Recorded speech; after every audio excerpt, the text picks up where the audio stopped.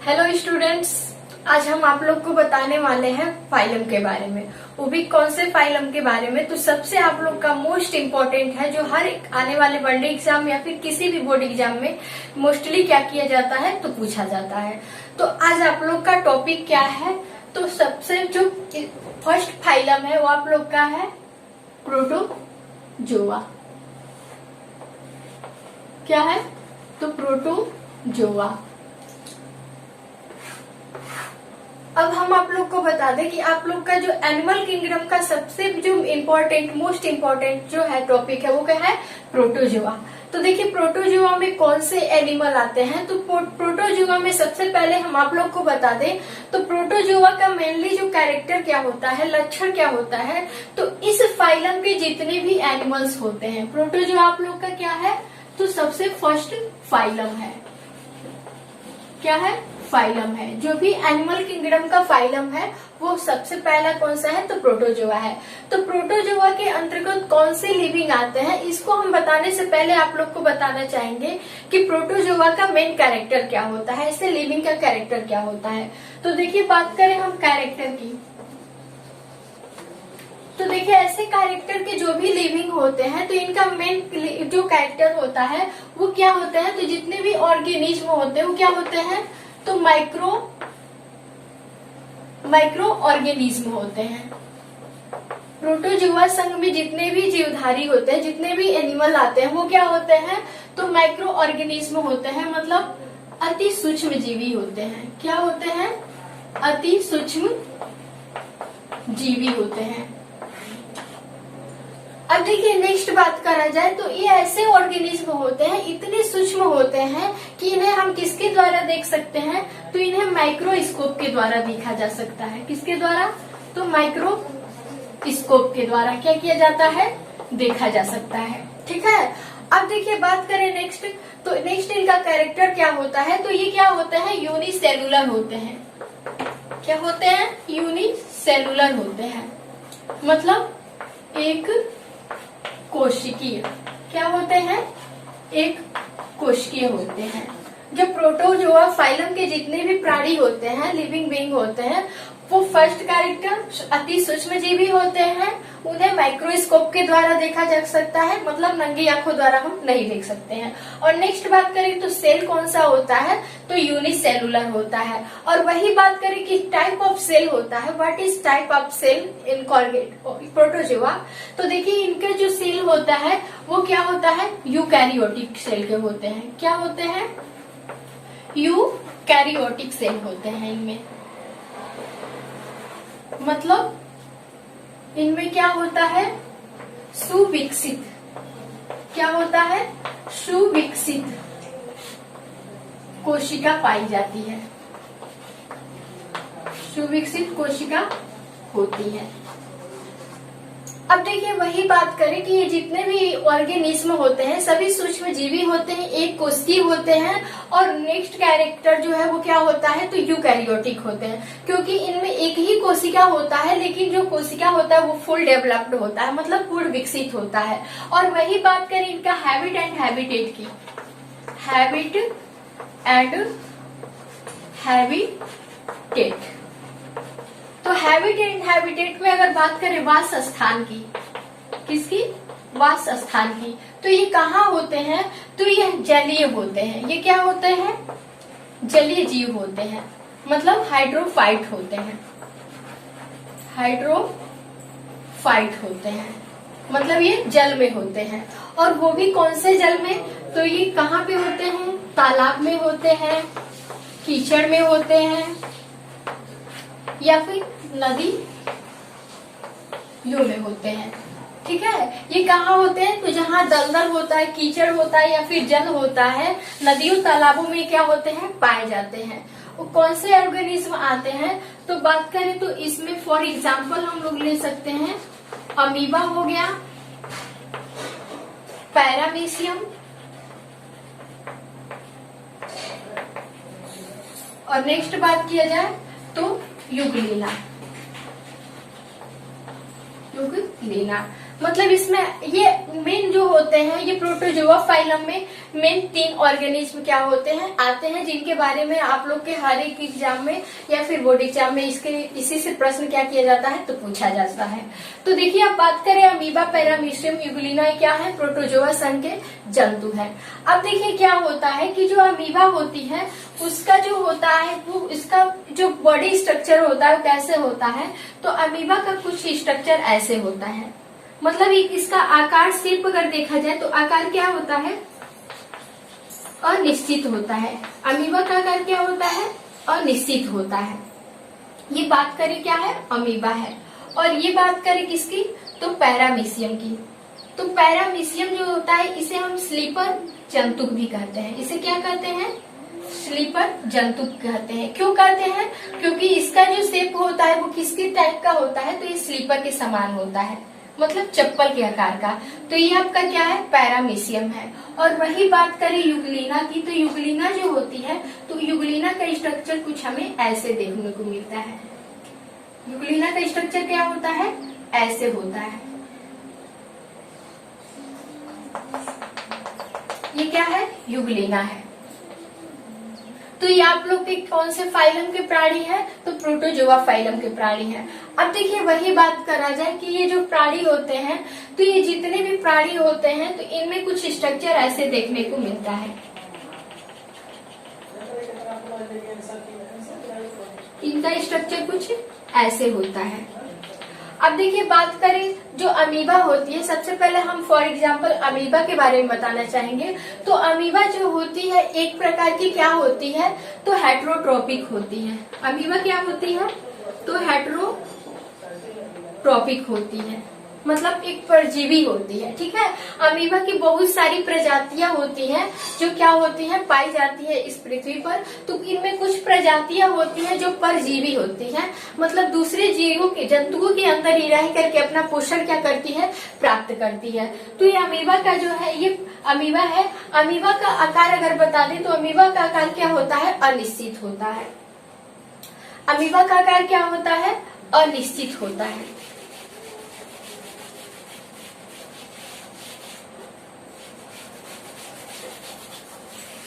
देखिए, ये सबसे पहले हम अमीबा के बारे में बताना चाहेंगे।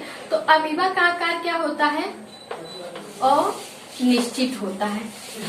यह हमेशा अपने आकार को क्या करती है, बदलती रहती है। और किसके माध्यम से चलती है, इसमें मोशन जो होता है किसके थ्रू होता है, गमन जो होता है, तो सूडोपोडिया के द्वारा, सूडोपोडिया के द्वारा, जिसे हम हिंदी में क्या कहते हैं, तो कूट पाद कहते हैं। अमीबा किसके द्वारा गमन करती है, चलती है, तो कूट पाद के द्वारा। और ये क्या होती है, यूनिसेलुलर होती है। और इसके पूरे शरीर पे इस तरह से हमें क्या देखने को मिलती है, तो संरचना देखने को मिलती है। और ये इसका क्या है, तो सूडोपोडिया है, कूटपाद है, जिसके माध्यम से क्या करती है, गमन करती है। और सूडोपोडिया जो होता है ये भोजन ग्रहण करने भी क्या करता है, सहायता करता है। सूडोपोडिया का फर्स्ट काम क्या होता है, तो अमीबा कूटपादों द्वारा अपने चलती है और उसी के द्वारा क्या करती है, भोजन भी ग्रहण करती है। ठीक है, अब देखिए ये अमीबा है। तो बात करें जो अमीबा होती है, इस अमीबा को क्या कहा जाता है, तो इसे समुद्री देवता कहा जाता है। अमीबा जो होती है, अमीबा प्रोटियस, इसकी एक प्रजाति होती है अमीबा प्रोटियस की। तो ये क्या होती है, तो अमीबा प्रोटियस, हम बात कर रहे हैं किसकी, तो अमीबा के बारे में। तो अमीबा की जो प्रजातियां होती हैं, कुछ प्रजातियां हैं जैसे अमीबा प्रोटियस, क्या है, अमीबा प्रोटियस। और एक है एंट अमीबा जिंजीवैलिस, एंट अमीबा जिंजीवैलिस। एंट अमीबा जिंजीवैलिस है, अमीबा प्रोटियस है। तो अमीबा प्रोटियस को हम क्या कहते हैं, समुद्री देवता के भी नाम से जानते हैं।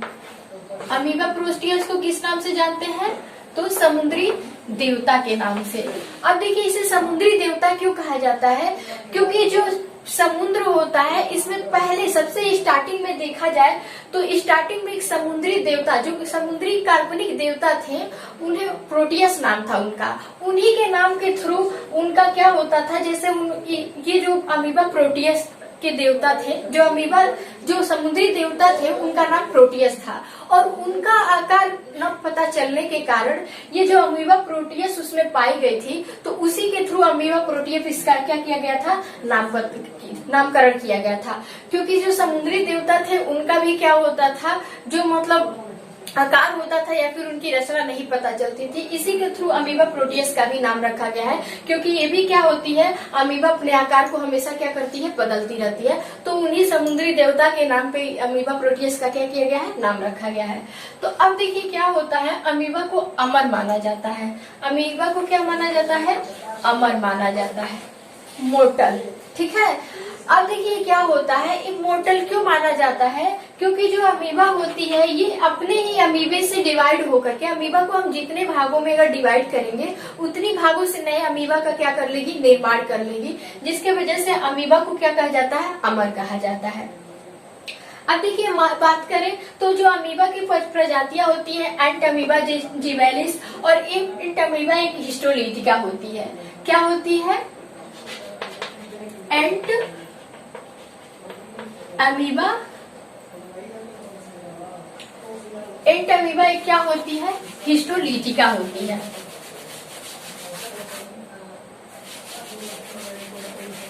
तो देखिए एंट अमीबा जो हिस्टोलिटिका होती है, हिस्टोलिटिका, एंट अमीबा हिस्टोलिटिका की प्रजातियां होती हैं, यह हमारे शरीर में बहुत सारी क्या करती हैं, बीमारियां फैलाती हैं। और एंट अमीबा जो जिंजीवैलिस होती है, यह हमें पायरिया रोग की क्या होती है, एक प्रकार से देखा जाए तो ये परजीवी होती है, पायरिया।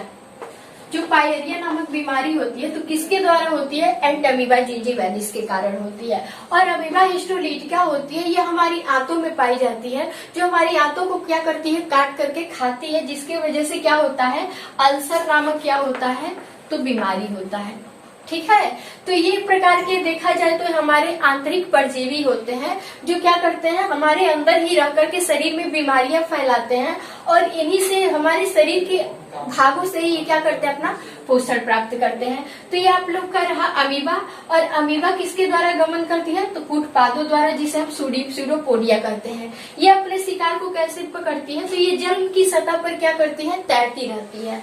और जो भी कोई क्या होता है, जब भी कोई कीड़े मकोड़े आते हैं तो अपने सूडोपोडिया को क्या करती है, अपने सूडोपोडिया द्वारा उसे क्या कर लेती है, पकड़ लेती है, और पकड़ करके उस शिकार को क्या कर लेती है, अंतर ग्रहण कर लेती है। तो इस प्रकार ये जो अमीबा होती है अपने भोजन को क्या करती है, पोषण प्राप्त करती है। अब देखिए बात करें नेक्स्ट, जो पैरामीशियम होता है, ये क्या है, पैरामीशियम है। पैरामीशियम के भी चारों तरफ ये क्या होते हैं, गमन अंग होते हैं, कुछ बड़े और कुछ छोटे होते हैं। ये गमन करने वाले क्या होते हैं, एक प्रकार के धागे नुमा तंतुक संरचना होते हैं। इन्हीं के माध्यम से अमीबा क्या करती है, गमन करती है, जिसे हम क्या कहते हैं, तो सीलिया कहते हैं। सीलिया के माध्यम से ये जो पैरामीशियम होता है, ये पैरामीशियम क्या करता है, गति करता है, और इसे हम क्या कहते हैं, तो स्लीपर जंतुक कहते हैं। क्या कहते हैं, तो स्लीपर जंतुक कहते हैं। किसे, तो पैरामीशियम को, क्योंकि ये चप्पल के आकार का होता है। अब देखिए बात करें जो पैरामीशियम होता है, तो पैरामीशियम से हमें कोई मतलब उतना ही क्या होता है, इससे कोई हानि नहीं होता है। पैरामीशियम जो होता है एक प्रकार से देखा जाए तो इसे हम हरा प्रोटोजोआ कहते हैं। पैरामीशियम को क्या कहते हैं, तो सेकेंड नाम से हम हरा प्रोटोजोआ के नाम से जानते हैं। पैरामीशियम को क्या कहते हैं, तो हरा प्रोटोजोआ कहा जाता है। ठीक है, हरा प्रोटोजोआ क्यों कहा जाता है, क्योंकि ये हरे रंग का एक प्रकार का क्या है, जंतु होता है, और किसके आकार का होता है, तो चप्पल के आकार का होता है। गति किसके माध्यम से करता है, तो इसके चारों तरफ गमन अंग होते हैं, जिसे हम क्या कहते हैं, सीलिया कहते हैं। ठीक है, तो ये रहा आप लोग का पैरामीशियम के बारे में। अब देखिए नेक्स्ट बात करें यूग्लिना के बारे में। नेक्स्ट आपका क्या है, यूग्लिना है।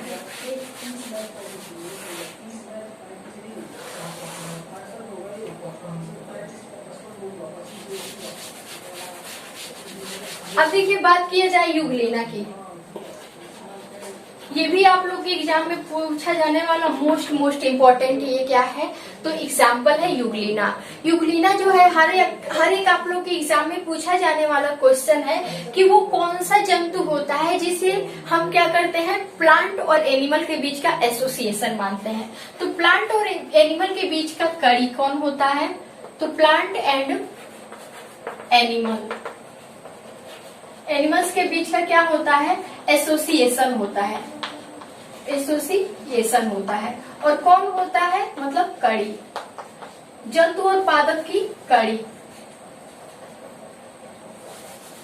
तो पूछा जाए, आप लोग के एग्जाम में पूछा जाता है कि जंतु और पादप के बीच की कड़ी, जंतु और पादप के बीच का लिंक कौन होता है, मतलब कड़ी कौन होता है। तो सिंपली हम किसे बोल सकते हैं, तो युगलिना को बोल सकते हैं।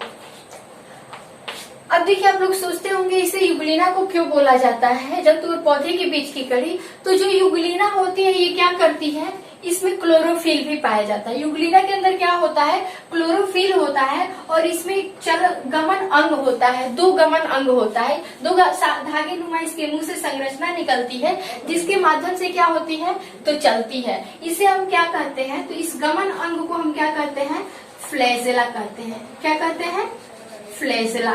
ये अपने फ्लैजेला के माध्यम से क्या होती है, गमन करती है, जो युगलिना होती है। और देखिए क्या होती है, इसे जंतु पादप के बीच की कड़ी क्यों माना जाता है, क्योंकि ये क्या करती है, अब इसके अंदर क्या होता है, क्लोरोफिल होता है। युगलिना के अंदर क्या होता है, क्लोरोफिल होता है, जिसके माध्यम से ये क्या करती है, तो फोटोसिंथेसिस करती है। क्या करती है, फोटोसिंथेसिस। अब देखिए बात करें तो ये जल में, नदियों, तालाबों या फिर पोखरों में पाई जाती है, भी कीचड़ में होती है।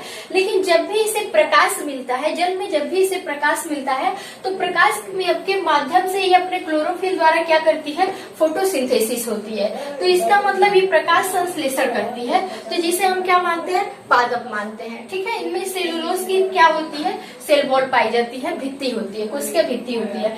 अब जब देखिए जब भी ये प्रकाश संश्लेषण करती है तो अपना भोजन स्वयं बना लेती है। लेकिन क्या होता है, कभी रेयरली इसे प्रकाश अगर नहीं मिल पाता है तो ये क्या करती है, अपना भोजन दूसरे कीड़े मकोड़ों को खा करके, क्या करती है, दूसरे कीड़े मकोड़ों को, ये अपने फ्लैजेला द्वारा उसे गमन भी करती है जल की सतह पर, और कीड़े मकोड़ों को उसी से पकड़ करके और मुंह में क्या करती है, अंतर ग्रहण कर लेती है। तो जब उसे प्रकाश मिलता है तो प्रकाश संश्लेषण करती है, स्वपोषी हो जाती है, मतलब ऑटोट्रॉपिक। अगर प्रकाश नहीं मिलता है तो ये दूसरे कीड़े मकोड़ों को पकड़ के क्या करती है, खाती है, जिसे हम क्या कहते हैं, इसे हेट्रोट्रॉपिक, मतलब परपोषी भी कहते हैं। ठीक है, परजीवी भी कहते हैं, क्योंकि दूसरे जीवों को क्या करती है, जब प्रकाश नहीं मिल पाता है तो अपना भोजन बनाती है।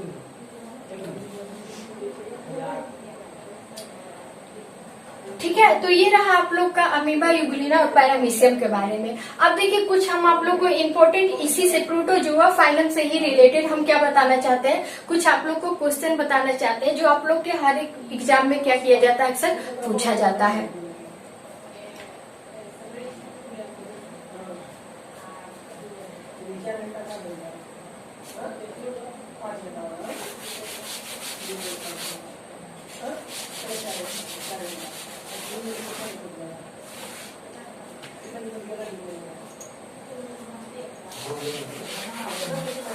तो देखिए आप लोग का सबसे मोस्ट इम्पोर्टेंट 2 क्वेश्चन है।